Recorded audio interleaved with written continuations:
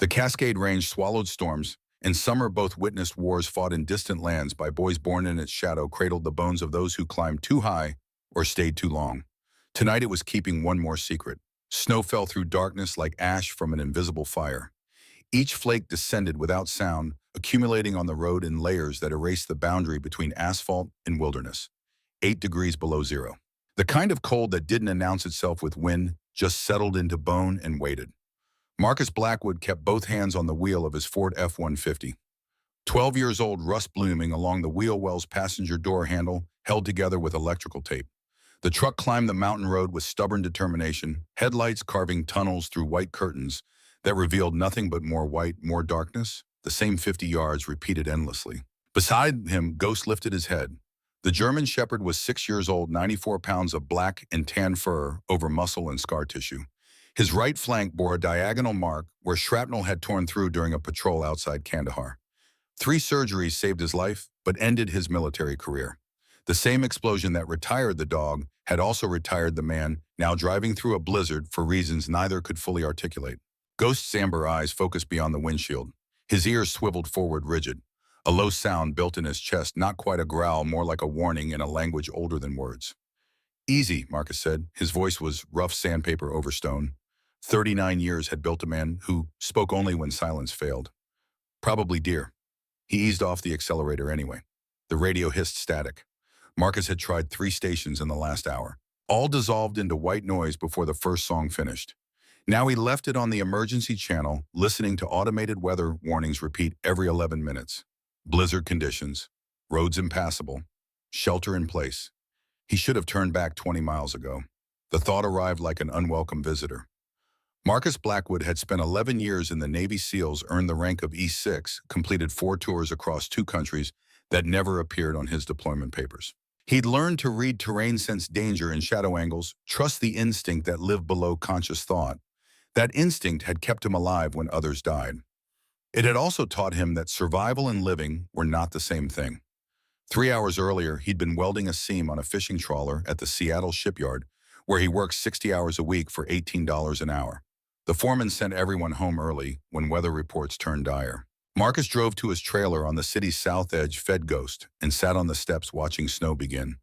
Then the radio mentioned Cedar Ridge. Elderly couple reported missing near Cedar Ridge Memorial.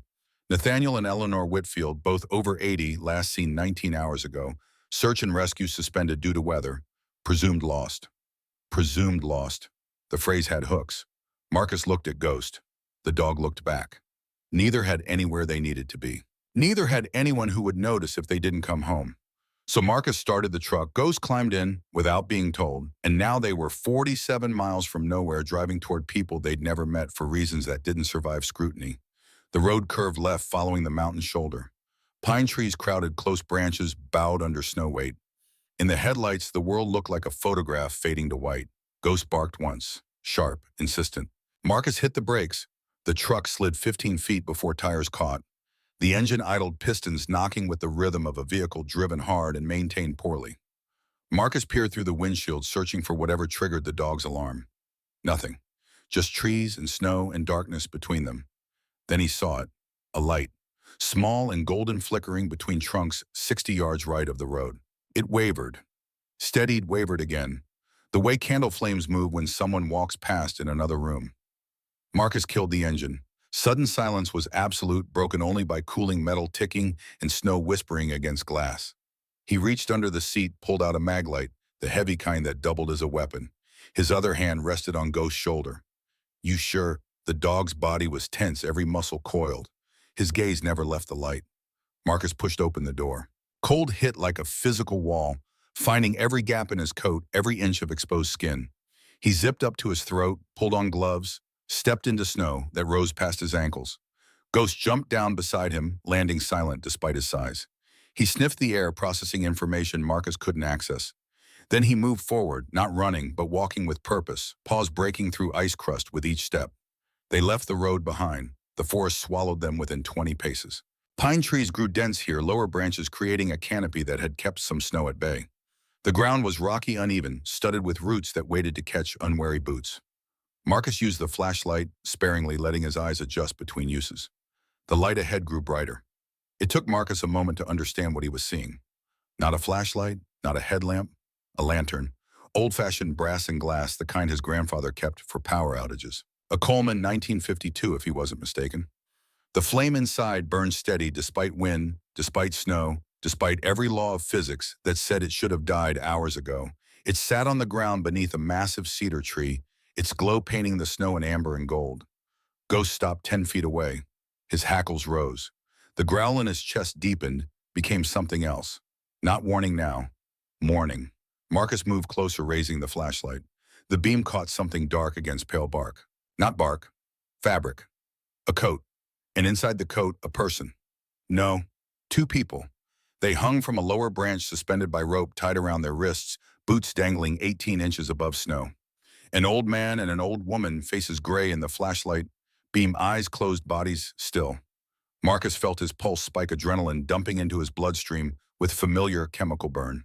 His training kicked in automatically, the sequence drilled across 1,000 simulations and 100 real emergencies. He closed the distance in 4 strides, pressing 2 fingers against the old man's neck. The skin was cold, waxy, wrong. But beneath the chill, something fluttered. Faint, irregular, a pulse that should have stopped but hadn't quite surrendered. Jesus, Marcus whispered. He grabbed the woman next, feeling for the same signs. Her pulse was even weaker, a ghost of a heartbeat barely there. They were alive. Marcus pulled out his knife, a fixed-blade Ka-bar he'd carried through 4 deployments. The rope was thick, military-grade paracord Type 3, rated for 550 pounds. Not the kind recreational hikers carried. Not the kind that ended up around someone's wrists by accident. He sawed through the first section, controlling the old man's descent as the cord parted. The body sagged into his arms, surprisingly heavy despite its frailty. Marcus lowered him onto snow, arranging him flat, checking for injuries beyond obvious hypothermia. The old man's lips moved, a whisper so faint Marcus had to lean close. "Michael, you came back." Marcus didn't correct him, no point. Confusion was a late sign of severe hypothermia, the brain misfiring as core temperature dropped below critical thresholds. He turned to the woman, cutting her down with the same care. She was lighter, more fragile bones, like bird wings beneath her coat. When he laid her beside the man, her eyes fluttered open. Pale blue, unfocused, searching for something that wasn't there. Her lips shaped words that barely reached the air between them. She put medicine in the vitamins. Then her eyes closed. Marcus stripped off his coat, heavy wool lined with fleece, and draped it over both of them. Not enough, not nearly enough. Air temperature 8 below zero. Wind chill pushed it lower. Even with the coat, even with the tree's shelter, they had minutes, not hours. He pulled out his phone. No signal. Expected. The mountains ate cell coverage like they ate everything else. Ghosts circled the scene nose low, reading the story written in scent and disturbance. He paused near the lantern, sniffed, then moved to disturb snow 15 feet away. He pawed at it, uncovering something small and plastic. A bottle. Marcus picked it up, turning it in the flashlight beam. Nature's Bounty Vitamin D3. The label pristine, safety seal unbroken. Except it was open, the cap lying separate in snow, and when Marcus shook it, the pills inside rattled with a sound that wasn't quite right. He pocketed the bottle. His mind was already working through logistics. 2 people, both critical, both hypothermic, both needing medical attention, measured in minutes. His truck 60 yards away through heavy snow. No phone signal, no backup, no time to wait for help that wasn't coming. He'd carried wounded men before. In Kandahar, after the explosion that took Jack and nearly took him. He'd hauled a 200-pound teammate 300 yards through hostile fire with a partially dislocated shoulder. He could do this. He had to. Marcus bent, working his arms under the old man, lifting him in a fireman's carry. The man weighed maybe 160, mostly bone and leather. Marcus stood, adjusting the weight, and started walking. Ghost led the way, finding the easiest path through trees, pausing whenever Marcus needed to rest. The journey to the truck took 8 minutes that felt like 80. Marcus laid the man across the back seat, then made the return trip for the woman. She was lighter but somehow harder to carry, as if fragility required more care than strength. Marcus held her like glass, stepping carefully, breathing hard, legs burning with the effort of moving through snow that rose past his knees in places. When he finally laid her beside the man in the truck, both wrapped in his coat and 2 emergency blankets from his storage bin, he allowed himself 10 seconds to breathe. His shirt was soaked with sweat despite the cold.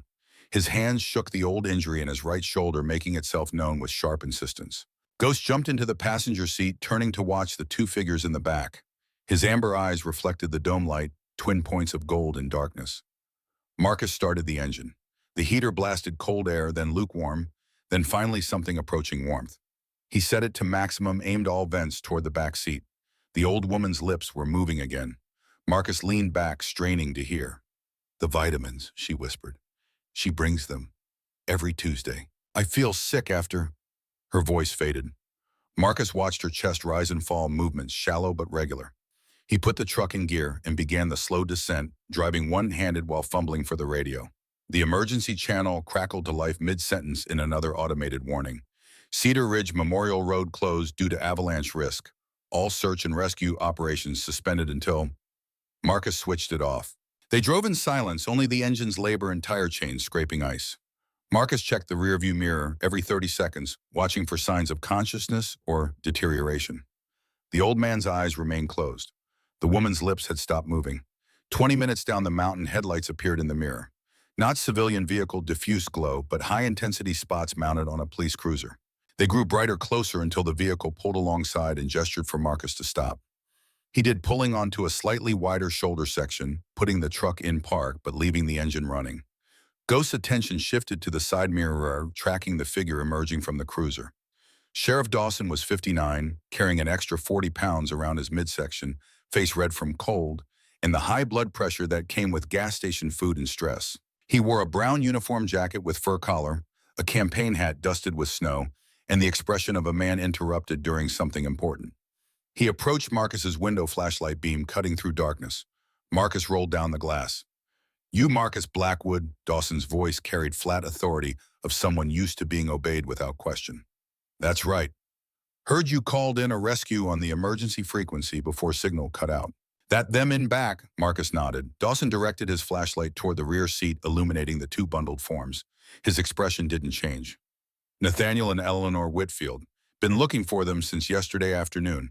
How'd you find them?" "My dog. He led me to them. In a blizzard, at night, on a closed road." Dawson's tone suggested calculations that didn't add up. "That's some dog." Ghost, hearing himself referenced, turned his head slightly. His eyes caught the light, reflecting it back cold and amber. A low sound built in his chest, subtle enough Dawson might not have heard over the wind. But Marcus did. "They were hung from a tree," Marcus said, keeping his voice level. "By paracord, Type 3 military grade. Their lantern was still burning underneath them." Dawson's expression finally shifted, but not toward concern or alarm. Something else crossed his features, something that looked almost like resignation. "Hung from a tree," Dawson repeated slowly. "You sure about that?" "Positive. Cut them down myself." "Huh." Dawson shifted his weight, breath fogging the space between them. "See, thing is, Nate Whitfield's got some memory issues. Dementia, early stages. Last year he got lost trying to find his son's memorial stone up at Cedar Ridge. Took us 6 hours to locate him. And Eleanor, she's not much better. Alzheimer's, they think." Marcus said nothing, waiting. "What I'm saying is, couple of old folks with confused minds. They go wandering at night in a snowstorm, trying to light a lantern for some memorial tradition. They can barely remember, things can get mixed up. Rope gets tangled. They panic. Try to climb, get stuck." Dawson's voice was smooth, practiced. "Tragedy, sure, but not mysterious. Just old age and bad weather combining in an unfortunate way." "The rope was tied," Marcus said. "Professional knots, bowlines, around both wrists. Like I said, confusion. They might have been practicing something, gotten disoriented." Ghost growl became audible. Dawson's eyes flicked to the dog, then back to Marcus. "You need to get that animal under control." "He's under control. He just doesn't like liars." The air between them changed temperature. Dawson's hand moved fractionally closer to his sidearm, a gesture he probably didn't realize he'd made. "I'm going to pretend I didn't hear that," Dawson said quietly. "You're going to follow me down to Cascade General. We'll get the Whitfields checked out, get statements, do this properly. And then you're going to go home and forget about playing detective. Clear?" Marcus held his gaze for 3 seconds longer than was comfortable, then nodded once. "Good." Dawson turned away, walking back toward his cruiser through snow that was falling harder now, erasing footprints almost as soon as they were made. Marcus rolled up the window. His hand found Ghost's head, fingers sinking into thick fur at the dog's neck. The growling stopped, replaced by steady breathing rhythm.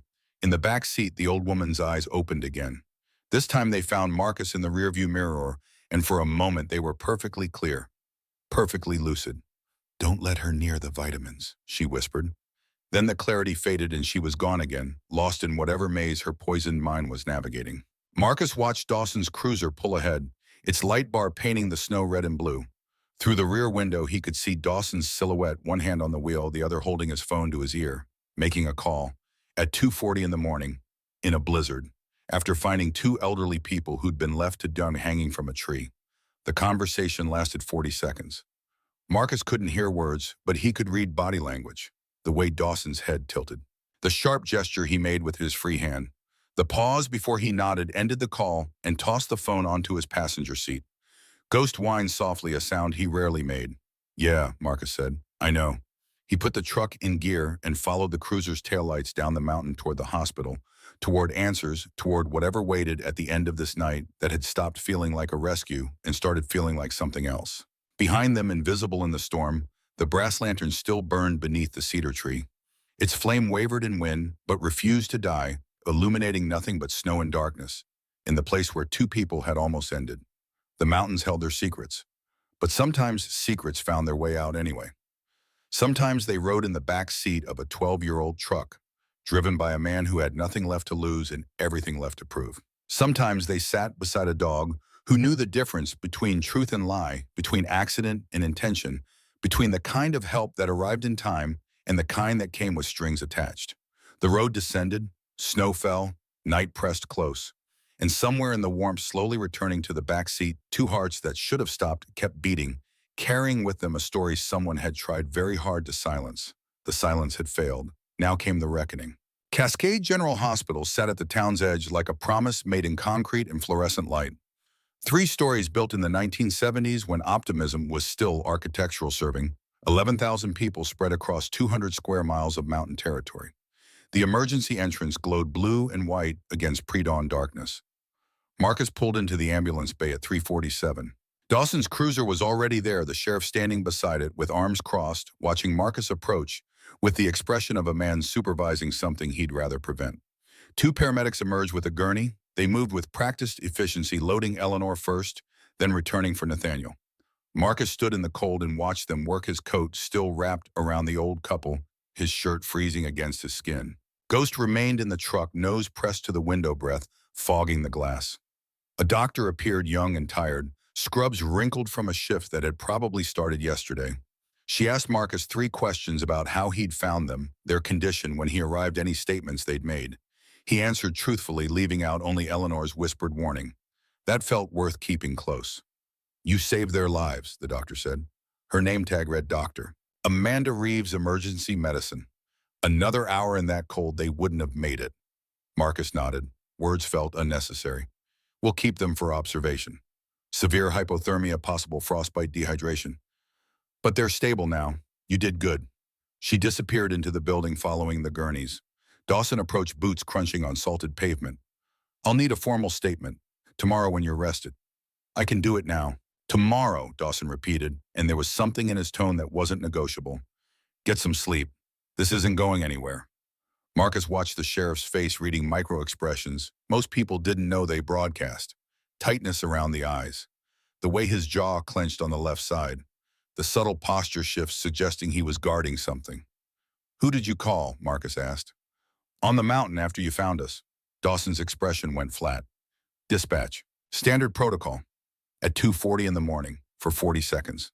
You counting my phone calls now? Just wondering who needs to know about 2 old people getting rescued at that hour.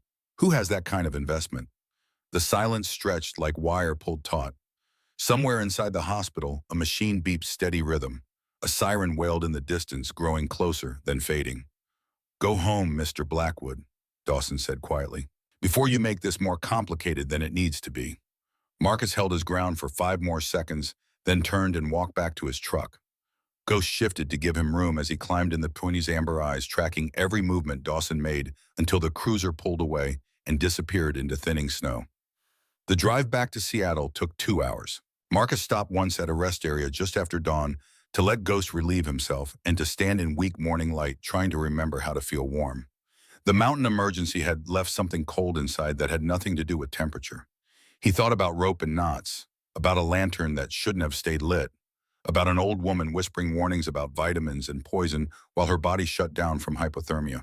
And he thought about Dawson's phone call made to someone who needed to know that Nathaniel and Eleanor Whitfield were still breathing. The bottle of vitamins sat in his glove box wrapped in an evidence bag he'd improvised from a Ziploc freezer bag. Marcus wasn't sure what he planned to do with it, but throwing it away felt wrong. His trailer sat in a lot on industrial Seattle's south side, surrounded by 12 other identical units, housing shipyard workers, day laborers, and people who'd run out of better options. Marcus paid $400 a month for 60 square feet of living space, a hot plate and plumbing that worked 3 days out of 5. He fed ghosts showered in water that never got quite hot enough and lay down on a mattress that came with the trailer. Sleep arrived like anesthesia, pulling him under without consent. He woke 6 hours later to his phone ringing. The number was local, but unfamiliar. Marcus let it go to voicemail, then listened while Ghost watched from his position by the door. "Mr. Blackwood, this is Dr. Isabel Grayson. I work at the Portland Toxicology Institute. A mutual friend suggested I give you a call regarding a matter of some urgency. Please return this call at your earliest convenience." The voice was professional, educated with a slight rasp of someone who'd spent too many years in laboratories breathing chemicals not meant for human lungs. Marcus recognized the name from somewhere in his past, from the years before the trailer and shipyard, when his life included people with doctorates and government clearances. He called back. Dr. Grayson answered on the second ring. "Mr. Blackwood, thank you for returning my call. How did you get my number?" "Russell Thornhill, FBI. He said you might need someone who understands poisons." Marcus sat up, the mattress creaking. "I don't know any Russell Thornhill. He knows you, or rather he knows your record. Navy SEAL 11 years, multiple commendations, specialty in direct action. You pulled 2 people off a mountain last night, people who may have been poisoned." A pause. "He also said you're stubborn, distrustful, and unlikely to cooperate unless I convince you this is legitimate. So here's my legitimacy. I'm 41 years old, PhD in toxicology. From Johns Hopkins, spent 8 years at the CDC before I got tired of bureaucracy. I now run an independent lab doing contract work for law enforcement. Russ sent me your case because he thinks someone is trying to kill Nathaniel and Eleanor Whitfield, and he thinks you might have evidence." Marcus looked at the glove box where the vitamin bottle waited. What makes him think that? Because people don't get hung from trees by accident, and because the Whitfield name has appeared in 3 other investigations over 18 months, all involving mysterious deaths near Cedar Ridge. Russ has been watching, but he can't move without proof. Physical, scientific proof that will hold up in federal court. What kind of proof? The kind you're holding in a plastic bag in your truck. The vitamins. Marcus stood, moved to the small window, looked out at the parking lot. Nothing moved except windblown trash and a gray cat hunting pigeons. If this Thornhill is FBI, why doesn't he just get a warrant? Because the person he suspects has more money than some countries and enough lawyers to bury any warrant in procedural challenges for years. He needs a smoking gun, not suspicion. He needs you to give him that gun. The line went quiet except for faint background, distant laboratory equipment sounds. "Send me the vitamins," Dr. Grayson said. "Overnight courier, anonymously if you prefer. I'll run full analysis. If there's anything in those pills that shouldn't be there, I'll find it, and I'll document it in a way that can't be dismissed or buried." Marcus considered. What does Thornhill get out of this? Justice, presumably. Or maybe just satisfaction of catching someone who's been untouchable for 3 decades. Does it matter? It might. Then ask him yourself. He'll be at the Riverfront Diner in Portland tomorrow at noon. Table in the back, drinking black coffee, reading the Wall Street Journal. He'll answer your questions. But bring the vitamins. The call ended before Marcus could respond. He stood holding his phone, weighing options that all felt like traps. Trust was currency he'd stopped trading after Kandahar, after watching Jack Rivera burn, because someone in the chain of command decided their mission wasn't worth proper intelligence support. Since then, Marcus operated on a simple principle: believe nothing, verify everything, never put your life in someone else's hands. But the old woman's whisper kept echoing. She put medicine in the vitamins. Ghost nudged his hand-cold nose, a point of contact pulling Marcus back to the present. The dog looked up with those amber eyes that seemed to carry more wisdom than any human Marcus had met in 5 years. "What do you think?" Marcus asked. Ghost tilted his head, considering. Then he walked to the door and sat waiting. Marcus packed a bag.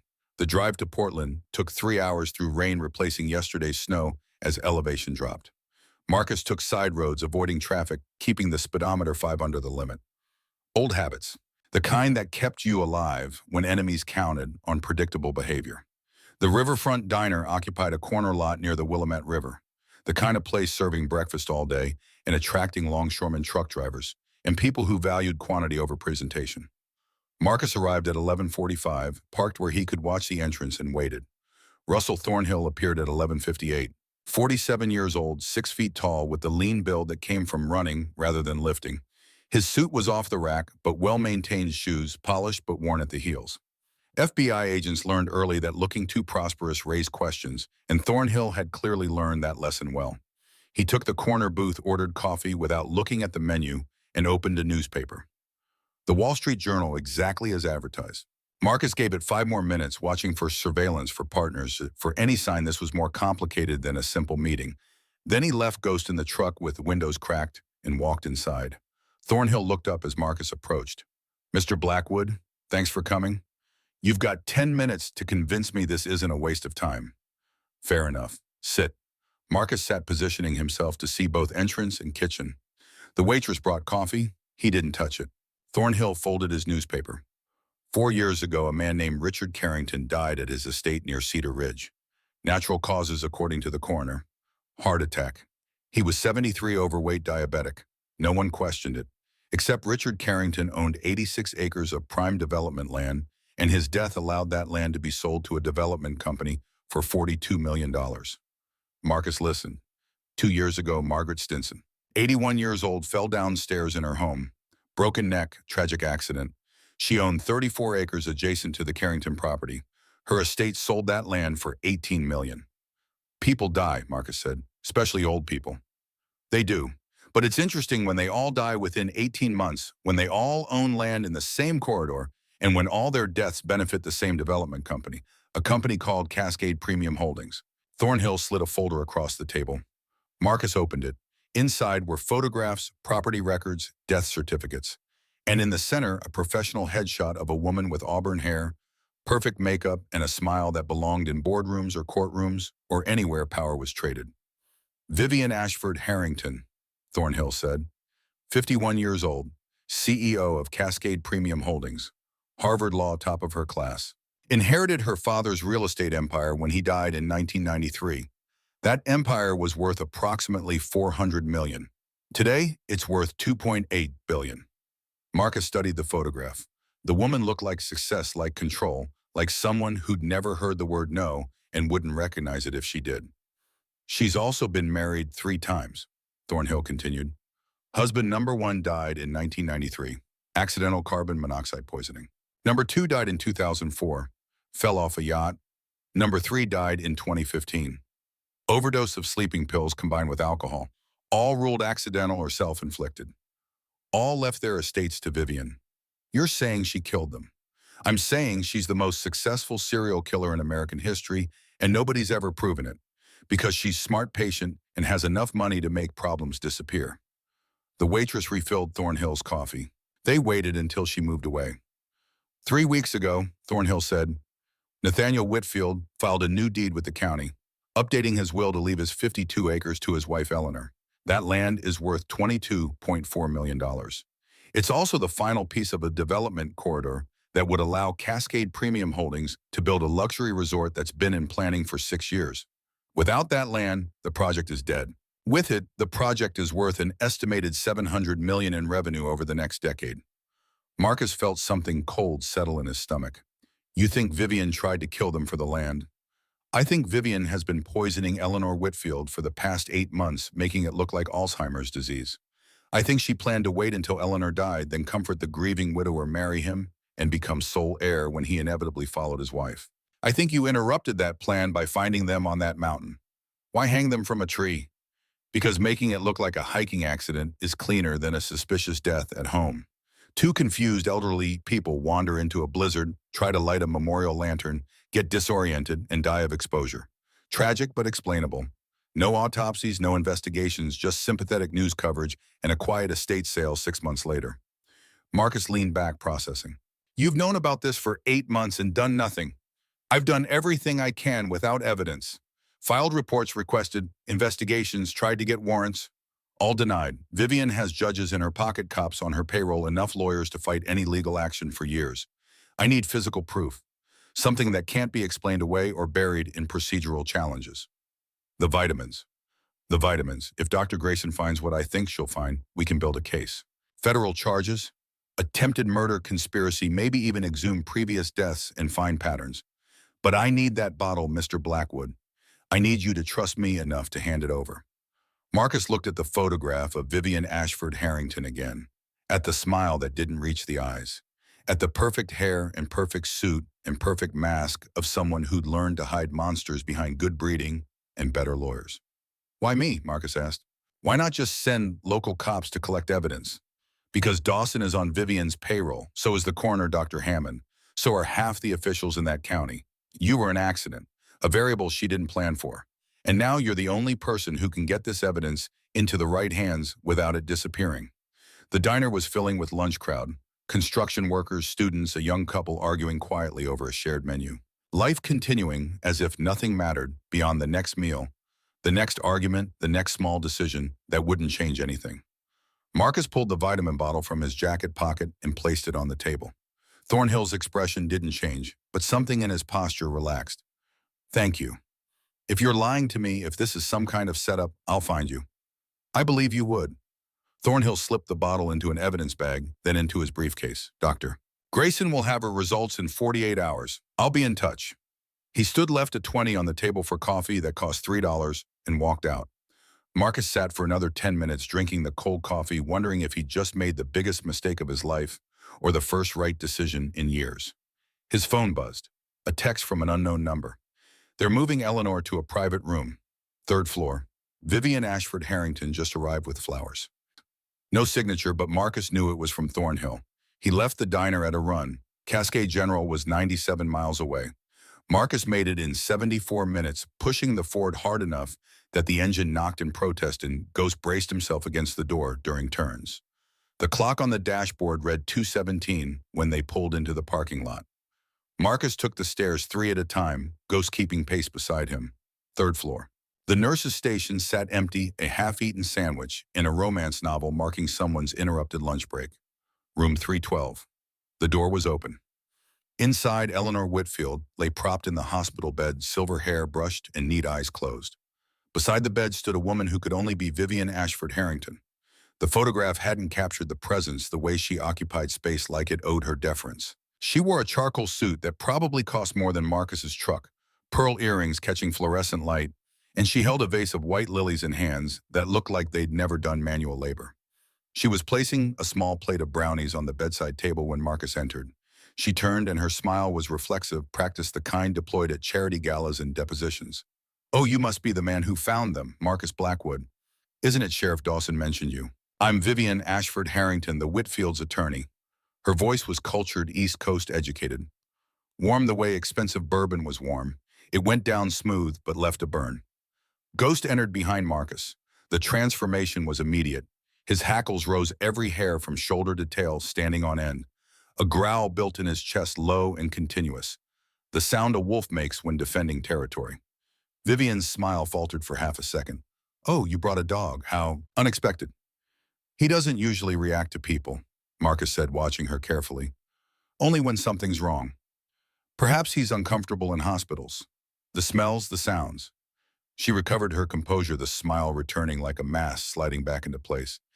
In any case, I was just checking on Eleanor. Such a terrible ordeal. I'm so grateful you found them when you did.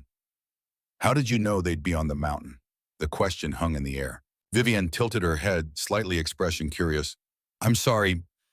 You said it was terrible, but you're their attorney. How did you know about their tradition of lighting the lantern? Most lawyers don't keep track of their clients' memorial rituals. Something flickered behind her eyes. Not fear, assessment, the look of someone recalculating odds. Nathaniel mentioned it during one of our meetings, she said smoothly. He's quite devoted to his son's memory. It's touching, really. Though tragic that such devotion nearly cost them their lives. Ghost took a step forward, the growl intensifying. His lips pulled back, revealing teeth designed for tearing. Control your animal, Mr. Blackwood. He's controlled. He just doesn't like you. Vivian's smile disappeared entirely. I don't particularly care what a dog likes or doesn't like. I came here to check on a client and friend. I'm leaving now. She moved toward the door. Marcus didn't step aside immediately, forcing her to angle past him.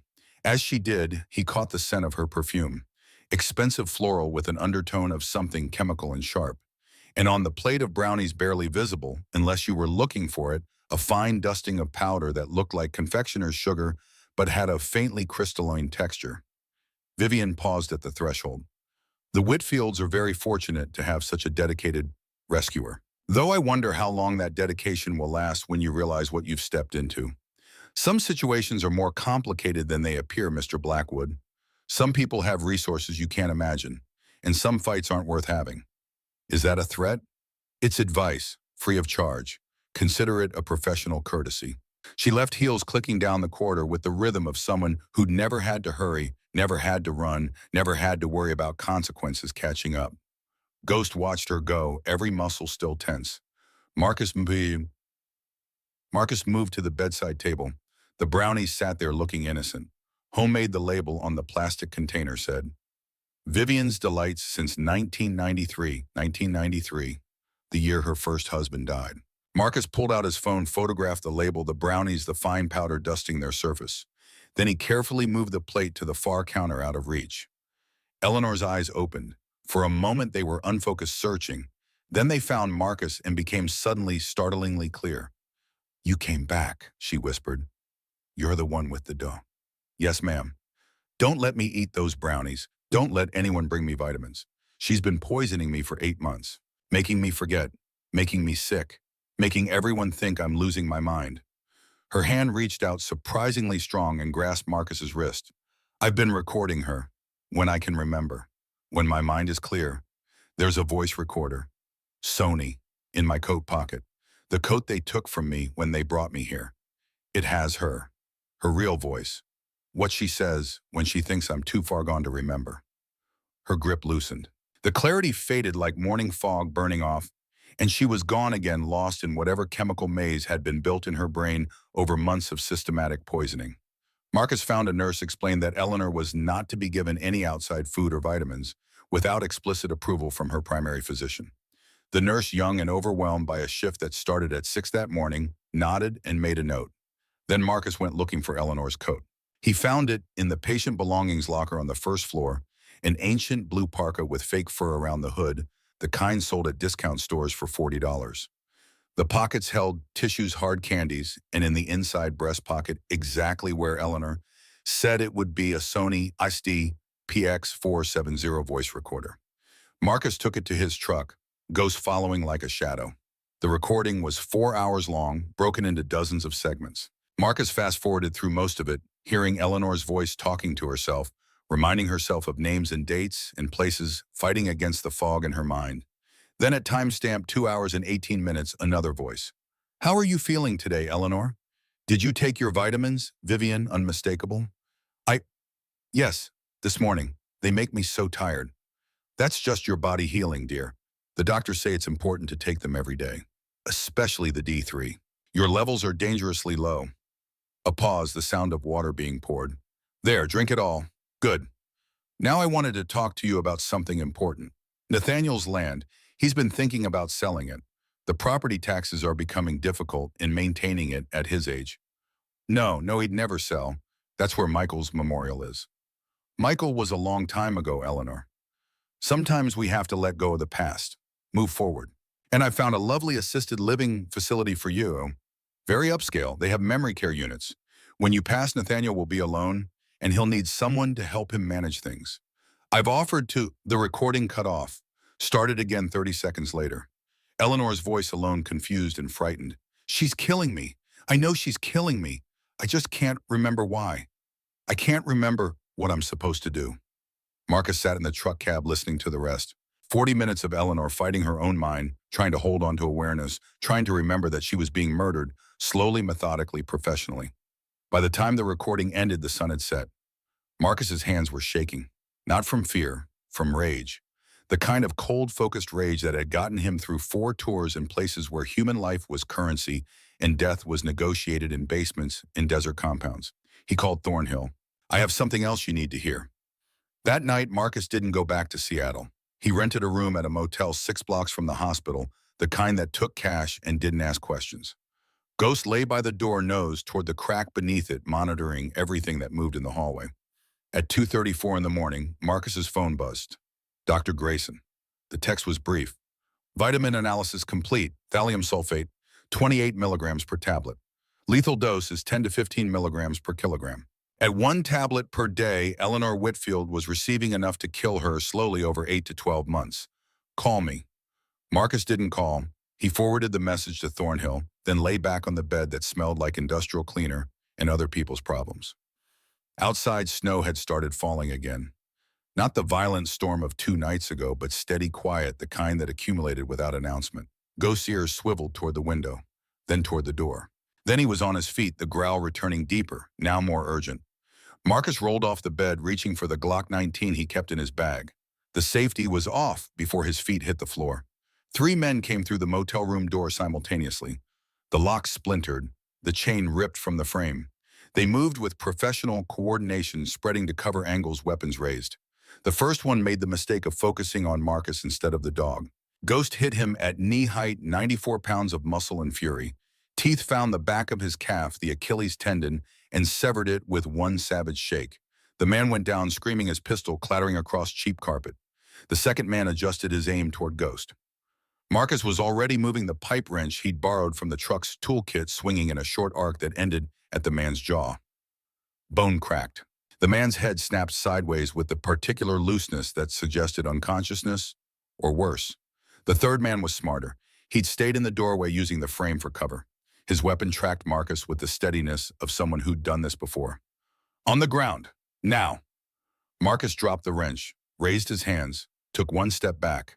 Ghost circled left, silent now, a shadow moving through shadows. Call off your dog or I drop you both. Ghost, hold. The German shepherd froze, but his eyes never left the gunman, calculating distances, waiting for the moment when commands became optional. Who sent you? Marcus asked. Does it matter? You were warned. You didn't listen. That's on you. The gun centered on Marcus's chest. At this range, the shot would be fatal, regardless of where it hit. And Ghost, fast as he was, couldn't cross 10 feet before the trigger pulled. But the gunman had made an error. He'd assumed Marcus was alone. He'd dismissed the first man still writhing on the floor, bleeding from his shredded calf. That man's dropped pistol lay 3 feet to Marcus's left. Marcus dove. The gunman fired.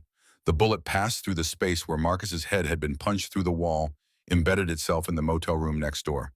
Marcus hit the floor, rolling, came up with the dropped Glock and fired twice. Center mass, the way he'd been trained, the way muscle memory took over when conscious thought, was too slow. Both rounds hit. The gunman staggered backward into the doorway, his own weapon discharging once more into the ceiling before he collapsed. Ghost was on him instantly, teeth finding the wrist of the gun, hand clamping down until fingers opened and the weapon fell.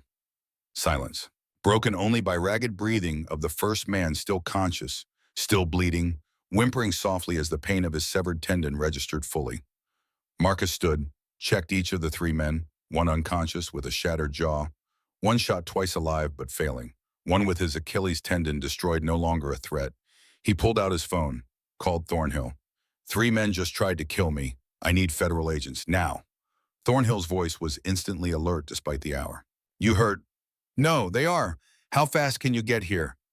40 minutes, don't move. Don't talk to local cops. I'm calling this in as a federal matter right now. Marcus hung up, looked at Ghost, who sat calmly licking blood from his muzzle, eyes bright with the satisfaction of a job well done. Good boy. Ghost's tail thumped once against the floor. By the time Thornhill arrived with a tactical team, the motel parking lot was a crime scene, lights flashing red and blue against pre-dawn darkness.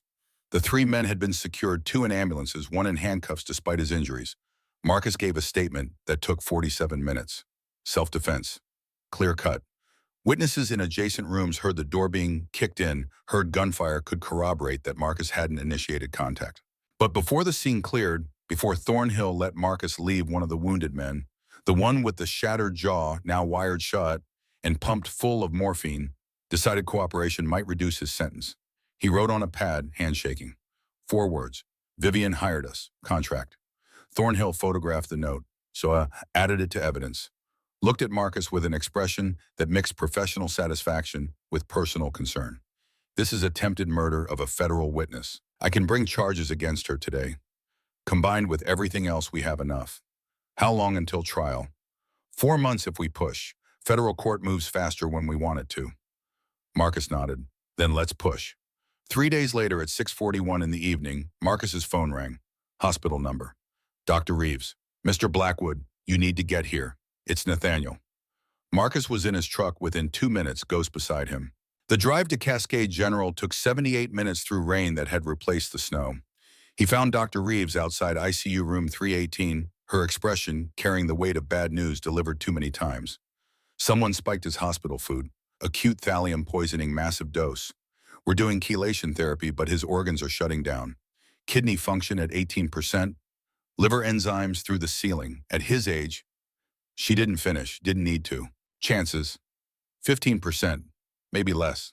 Marcus looked through the window. The old man who'd survived hanging from a tree, who'd kept a lantern burning for 40 years, was barely visible beneath tubes and wires. Eleanor sat beside him, holding his hand, whispering words Marcus couldn't hear. He stayed at the hospital through the night. Thornhill arrived at dawn with federal marshals who secured Nathaniel's room, screened every person who entered, tested every piece of food and medication before it reached the old man's IV. The poisoning had been amateur in its desperation.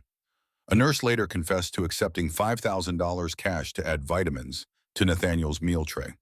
She didn't know what the vitamins contained. She just knew $5,000 was more than she made in 6 weeks. Vivian had gotten sloppy, desperate, the kind of mistakes people made when control slipped away. Nathaniel hung in the balance for 13 days. Dr. Reeves had warned them. Organ failure at his age after that much thallium exposure was almost always fatal. The chelation therapy Prussian blue administered every 8 hours might bind. Some of the poison might give his kidneys a fighting chance, but the odds were mathematical, 15% survival. And even that number assumed everything went perfectly. Nothing went perfectly. His kidneys failed completely on day 3. Dialysis kept him alive, machines doing the work his body couldn't.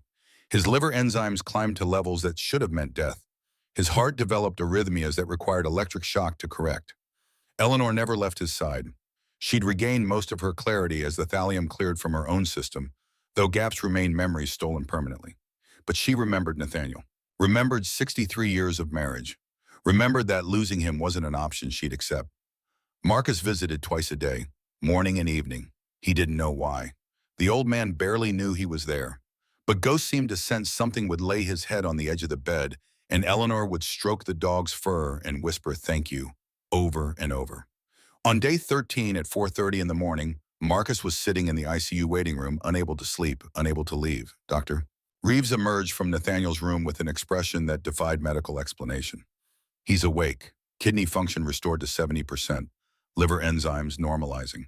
I've been practicing medicine for 22 years, and I've never seen a recovery like this. She paused, searching for words. Mr. Blackwood, that man should be dead. By every metric we have, he should have died on day 3. But he didn't. He fought, and he won.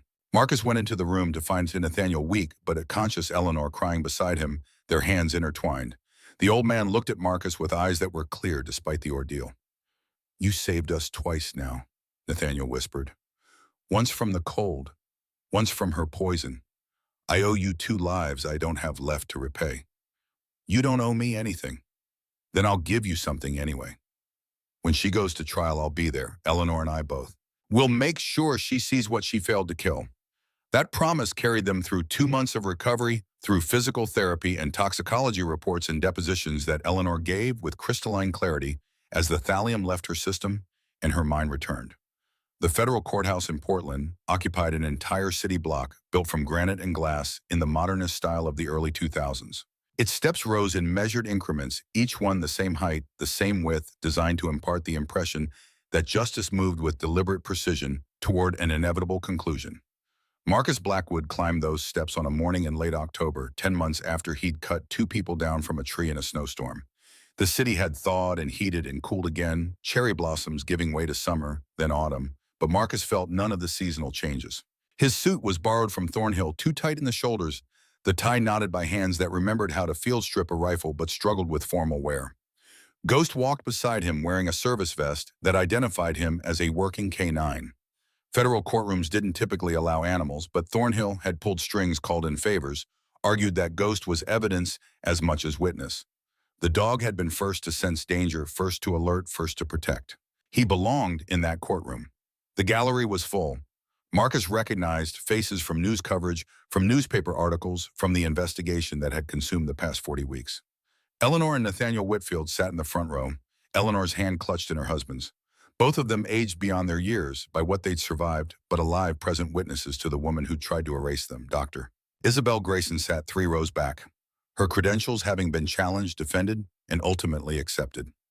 Beside her sat Russell Thornhill, still wearing his off-the-rack suit, still looking like a man who'd chosen duty over comfort so long ago he'd forgotten there was a difference. And in the defendant's seat, flanked by 4 attorneys who'd collectively billed $7 million over the course of the trial, sat Vivian Ashford Harrington. She looked smaller than Marcus remembered. Not physically diminished, but somehow compressed, as if the pressure of scrutiny had forced her to occupy less space. Her auburn hair was still perfect, pulled back in a style that cost $200 to maintain. Her suit was Chanel navy with gold buttons, the kind of armor worn by women who'd learned to fight in boardrooms where actual weapons weren't permitted. But her eyes had changed. The confidence Marcus had seen in the hospital room, that absolute certainty of control, and had developed cracks. She smiled at her lawyers when they leaned in to whisper. But the smile no longer reached her eyes, no longer carried conviction. The bailiff stood. All rise. The United States District Court for the District of Oregon is now in session, the Honorable Patricia Chen presiding. Judge Chen entered from chambers, 63 years old, appointed during the previous administration, with a reputation for meticulous attention to evidence and zero tolerance for theatrics. She'd spent 4 days reviewing the case before trial, another 17 days hearing testimony, and now on day 18 the jury had returned with a verdict after 5 hours and 42 minutes of deliberation. Marcus had learned to read juries during the trial. The 12 citizens who'd been selected, vetted, and sworn looked like America in miniature. A retired school teacher, a construction foreman, a software engineer, a nurse, people who'd taken 3 weeks from their lives to decide whether Vivian Ashford Harrington was a murderer or a victim of circumstantial coincidence. They filed in without meeting her eyes. That told Marcus everything he needed to know. The forewoman was a woman named Patricia Moss, 57, who taught high school English for 32 years before retiring. She held the verdict form with both hands, her expression carefully neutral. Judge Chen spoke. Madam Forewoman, has the jury reached a verdict? We have, Your Honor. On the count of attempted murder in the first degree regarding Eleanor Whitfield, how do you find? Patricia Moss's voice was steady, clear, the product of 3 decades projecting to the back of classrooms. We find the defendant guilty. Vivian didn't move, finding her lead attorney, a man named Harrison Blackwell, who commanded $1,200 an hour, placed a hand on her arm. She shook it off with a gesture so slight it might have been imagined. On the count of attempted murder in the first degree regarding Nathaniel Whitfield, how do you find guilty? On the count of conspiracy to commit murder, how do you find guilty? The litany continued. 5 counts of murder in the first degree, 1 for each of the exhumed bodies that Dr. Grayson had analyzed them, finding thallium arsenic, and in 1 case a rare plant toxin called aconitine that mimicked heart attack symptoms. The bodies had told stories that death certificates had tried to silence, and juries believed bodies more than paperwork. Dr. Grayson's testimony had lasted 4 hours across 2 days. She'd walked the jury through the science with the patience of someone who'd taught complex subjects to people who'd never studied chemistry. Thallium sulfate is a heavy metal compound, chemical formula T(L2SO4), at the dosage found in Mrs. Whitfield's vitamin tablets, 28 milligrams per tablet. A person taking 1 tablet daily would accumulate approximately 840 milligrams over 30 days. She'd displayed slides showing Eleanor's blood work. Normal thallium levels in humans are less than 0.02 micrograms per liter. Mrs. Whitfield's levels on admission were 340 micrograms per liter. That's 17,000 times normal. At those concentrations, the symptoms mimic Alzheimer's disease almost perfectly. Hair loss, peripheral neuropathy causing memory issues, vision disturbances, exactly what Mrs. Whitfield's doctors documented over 8 months. The jury had leaned forward following the science becoming story. The half-life of thallium in the human body is approximately 8 to 10 days with chelation therapy. Without treatment, it's 30 days or longer. This means Mrs. Whitfield was being dosed consistently, repeatedly, with no breaks. This wasn't accidental exposure. This was systematic, calculated poisoning designed to kill slowly while appearing natural. 2 counts of fraud, 3 counts of witness intimidation, 1 count of attempted bribery of a federal officer after Vivian had offered Thornhill $500,000 to lose the evidence file. By the time Patricia Moss finished reading, Vivian Ashford Harrington had been found guilty on 14 separate counts, each one carrying its own sentence, each one another nail in the coffin of the life she'd built from other people's deaths. The gallery remained silent. In federal court, outbursts were rare. Justice here was delivered with the cold precision of mathematics, not the drama of television procedurals. Judge Chen spoke again. Mrs. Ashford Harrington, do you have anything to say before sentencing? For a long moment, Vivian said nothing. Then she stood smoothing her suit jacket with hands that trembled almost imperceptibly. When she spoke, her voice carried the same cultured tones Marcus had heard in the hospital, but underneath, something had broken. I built an empire. From nothing. My father left me $400 million and I turned it into $2.8 billion. I created jobs. I developed communities. I made this region prosperous. She paused, and when she continued, the mask finally cracked. These people were obstacles.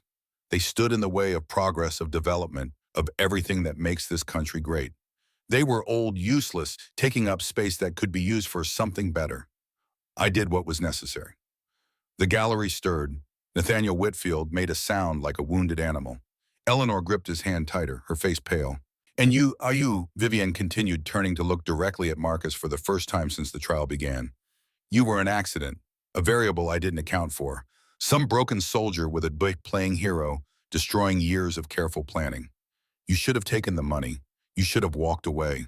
But men like you never do you? You cling to your pathetic sense of morality while the world moves past you. Harrison Blackwell was on his feet trying to pull his client back down, trying to silence her, but Vivian shook him off again. I regret nothing. Not the planning, not the execution. Only the failure. Only that I didn't account for the randomness of a snowstorm and a man with nothing better to do than interfere.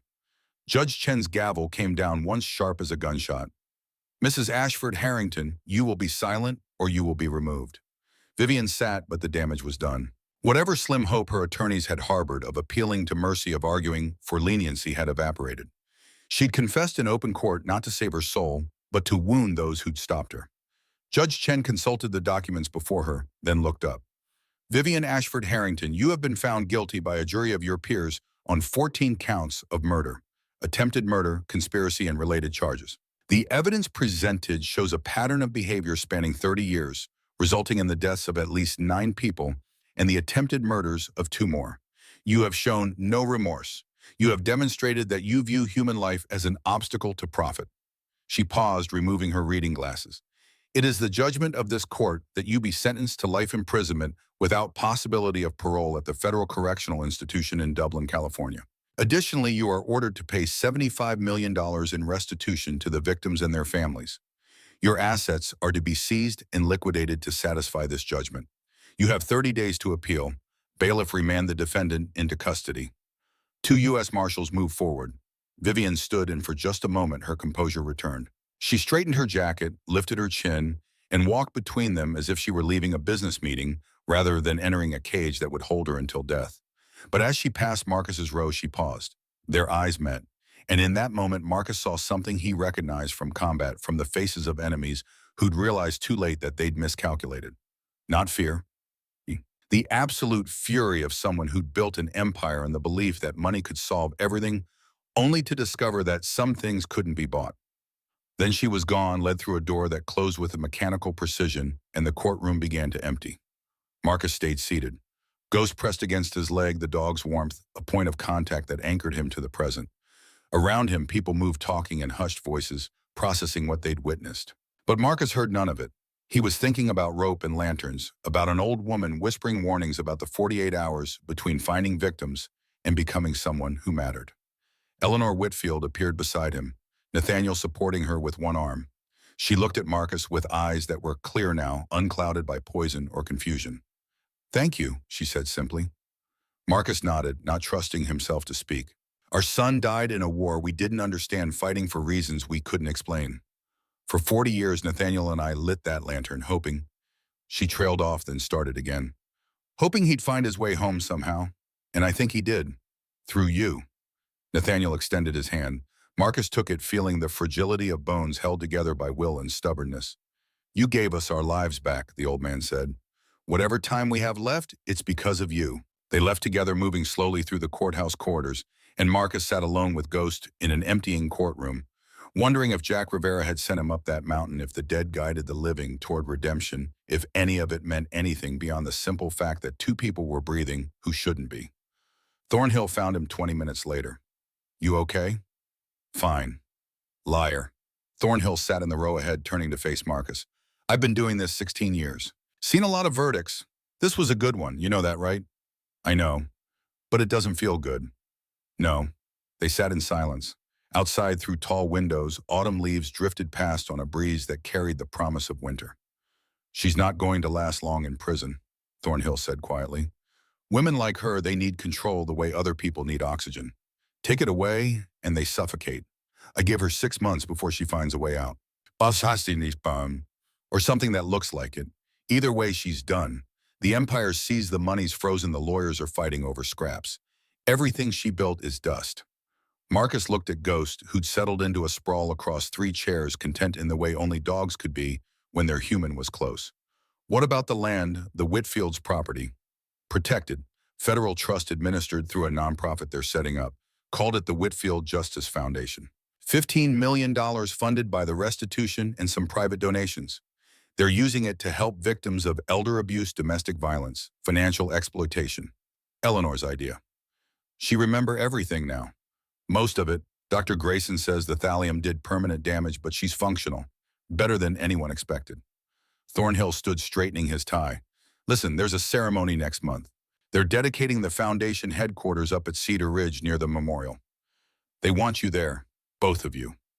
He meant Ghost. Marcus nodded. We'll think about it. You do that, and Marcus, whatever you're planning to do next, wherever you're going, you should know this case is going to generate attention. People are going to want interviews, book deals, movie rights. You're going to be famous, whether you want it or not. I don't want it. I know, but it's coming anyway. Thornhill paused at the end of the row. FBI's hiring consultants, people with your background, your instincts, pays decent, better than welding, if you're interested. I'll think about that too. Thornhill left. The courtroom emptied completely. Just Marcus and Ghost and the afternoon light and slanting through windows that had witnessed 1,000 judgments, 1,000 endings, 1,000 people discovering that justice was real but incomplete, that winning didn't erase the cost. 4 days later, at 2:17 in the morning, Vivian Ashford Harrington was found hanging in her cell at the Dublin Federal Correctional Institution. She'd used strips torn from her designer suit, the same Chanel she'd worn to sentencing, tying them together with knots that would have impressed any Navy SEAL. The note she left was 11 pages written in perfect cursive on legal paper her attorneys had provided. It began with a confession. Not the reluctant admission of the courtroom, but a detailed accounting. 9 murders, not 5. 4 more that hadn't been discovered, bodies that had been cremated before anyone thought to ask questions. Her father, her uncle, her stepmother, a business partner who'd threatened to expose accounting irregularities. She described methods, dosages, timelines, how thallium mimicked Alzheimer's, how arsenic looked like food poisoning, how aconitine stopped hearts in ways that fooled coroners who weren't looking for poison. And she explained why. Power is oxygen, she wrote. Without it, I cannot breathe. From the moment I understood that money could buy anything, silence, anything, fix anything, I was addicted. Each death was a problem, solved, an obstacle removed, a path cleared. I felt no guilt because guilt is for people who believe in consequences. I believed in control. The letter ended with a paragraph that Thornhill read to Marcus over the phone, his voice flat with the exhaustion of a man who'd spent 40 weeks chasing this moment only to find it hollow. I chose death because it is the last thing I can control. They've taken everything else. My money, my empire, my future. But this final choice, this final act of will, remains mine. I die unrepentant. I die unbowed. I die proving that even in defeat I decide my own ending. She'd signed it with her full name, dated it, and left it positioned where the morning guard would find it first thing.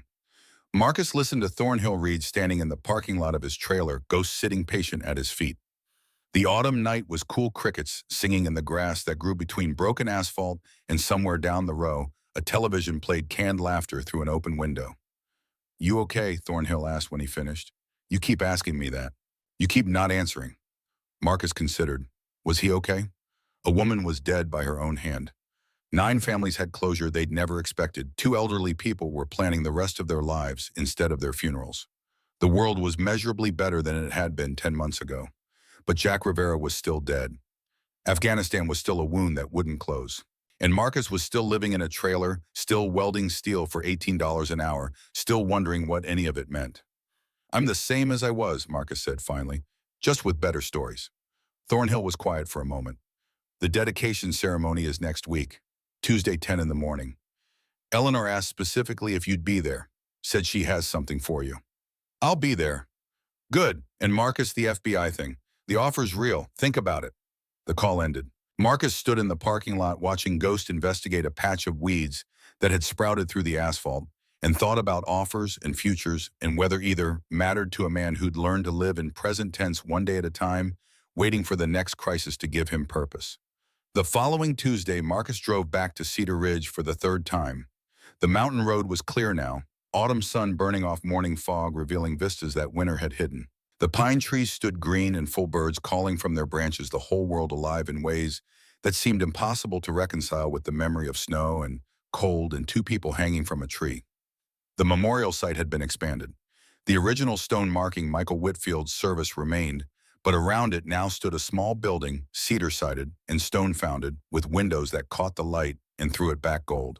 A sign above the door read, Whitfield Justice Foundation, established 2024. Cars filled the small parking area. Marcus recognized Thornhill's sedan, Dr. Grayson's Subaru, and several official vehicles with government plates. A crowd of perhaps 50 people milled around the entrance, dressed in the careful casual of people who'd been told this wasn't formal, but wanted to show respect anyway. Eleanor and Nathaniel stood at the center greeting visitors. Eleanor wore a blue dress, her silver hair catching sunlight, and when she saw Marcus approaching with Ghost, her face transformed. Not just smiled, but became young again, the way people do when joy surprises them. She met him halfway, moving with more strength than Marcus had seen in the hospital. You came. You asked. I did, because I wanted to tell you something. She gestured toward the building, toward the memorial stone, toward the mountain that had almost killed her. For 40 years, I kept that lantern burning.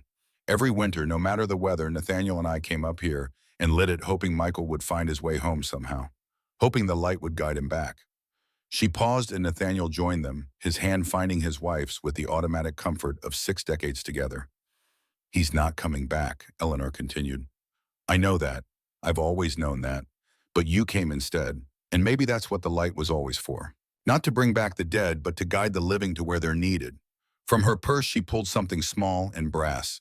The Coleman lantern, polished now, its glass replaced its wick trimmed. The same lantern that had burned in impossible conditions, that had marked the place where death waited and help arrived. I want you to have this, she said. Keep it. And when you find yourself lost, or when someone needs help, light it. Because that's what lanterns do. They show the way. Marcus took it, feeling the weight, the history, the silent promise contained in brass and glass. I don't know what to say. Don't say anything. Just promise you'll light it when it matters. I promise. The ceremony was brief. A local pastor said words about redemption and second chances. Nathaniel gave a speech about his son, about service, about the idea that love didn't end with death, but transformed into something else, something that could guide strangers toward each other when guidance was needed most. Then Eleanor spoke, and her voice was strong, clear, the poison finally gone from her system and her mind. 10 months ago, I was dying, slowly, deliberately, at the hands of someone who saw my life as an obstacle to profit. I was losing myself piece by piece, forgetting my husband's name, forgetting my own story, becoming a ghost in my own body. She looked at Marcus, at Ghost, at the crowd that had gathered to witness justice taking root in mountain soil. A stranger saved me, a man with his own ghosts, his own pain, his own reasons to turn away. But he didn't turn away. He stopped. He listened to his dog, who knew better than any human that something was wrong. And because one man decided that 2 old people mattered, I'm standing here today. We're standing here today. Her voice broke. Nathaniel's arm went around her shoulders. This foundation exists because we believe every life matters. Every elderly person forgotten in a nursing home, every woman trapped in an abusive relationship, every child caught between adults who should protect them but don't. We believe they all deserve someone to stop to listen to act, she gestured to the building. This is Michael's memorial. Not a stone, but a place where help begins, where people can call when they need rescue, where they'll find someone who believes they matter. The applause was genuine, sustained. People moved forward to tour the building, to sign the dedication register, to make donations and promises, and all the small commitments that built futures from tragedies.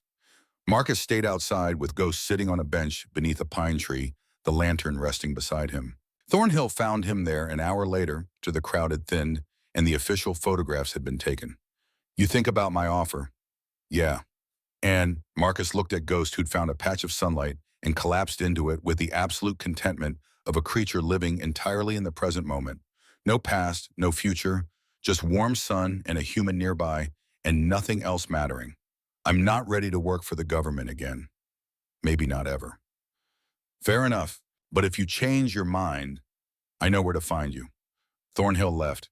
The afternoon stretched toward evening. Marcus sat with Ghost in the lantern in the mountain silence, thinking about Jack Rivera, about Afghanistan, about all the things that couldn't be changed and the few things that could. Eleanor found him as the sun began its descent toward the western ridges. You're not staying for dinner. Need to get back. Long drive. Of course. She sat beside him, moving carefully, still healing from months of systematic poisoning. Can I ask you something? Sure. Do you believe in God? The question surprised him. Marcus considered before answering. I don't know. I used to. Then I saw things that made me doubt. Now I'm somewhere in between. I believe, Eleanor said quietly, not in the simple way I did when I was young, but in something, some force that moves through the world, connecting people who need to be connected. Michael died in a war I'll never understand, fighting for reasons that still make no sense. But his death led to that memorial, which led to our tradition, which led to us being on that mountain the night you drove past. She touched the lantern. Maybe God works like this. Not miracles and angels, but coincidences and timing. A man taking the wrong road at the right time. A mug who knows when something's wrong. An old woman who fights through poison long enough to whisper a warning. Marcus didn't respond. He wasn't sure he believed in divine intervention, but he'd stopped being sure about most things years ago. I'm grateful, Eleanor said. Whatever brought you to us, whatever force or chance or random luck, I'm grateful. And I think Michael would be too. She stood pressed a kiss to the top of Marcus's head with the casual affection of a grandmother and walked back toward the building where her husband waited. Marcus sat until the sun touched the mountains, painting everything golden red. Then he stood, called Ghost, and carried the lantern to his truck. The drive back to Seattle was quiet. Ghost slept in the passenger seat. The radio played classical music, something with strings that sounded like memory made audible. And in the bed of the truck, wrapped in a blanket, the brass lantern rode secure. 3 months later, Marcus left the shipyard. Not for the FBI, but for something simpler. The Whitfield Justice Foundation hired him as a field investigator, following up on cases of elder abuse, financial exploitation, missing persons. The pay was modest, but steady. The work was hard, but meaningful. Ghost became certified as a therapy animal, visiting nursing homes and assisted living facilities. His presence somehow detecting when residents were being neglected or abused, his absolute refusal to approach certain caretakers serving as an early warning system that saved lives. They moved out of the trailer into a small house on the edge of the city with a yard where Ghost could run. Marcus planted flowers he didn't know the names of, learned to cook meals that required more than a microwave, and discovered that life could be measured in small improvements rather than large traumas. He kept the lantern on a shelf in the living room, polished and ready.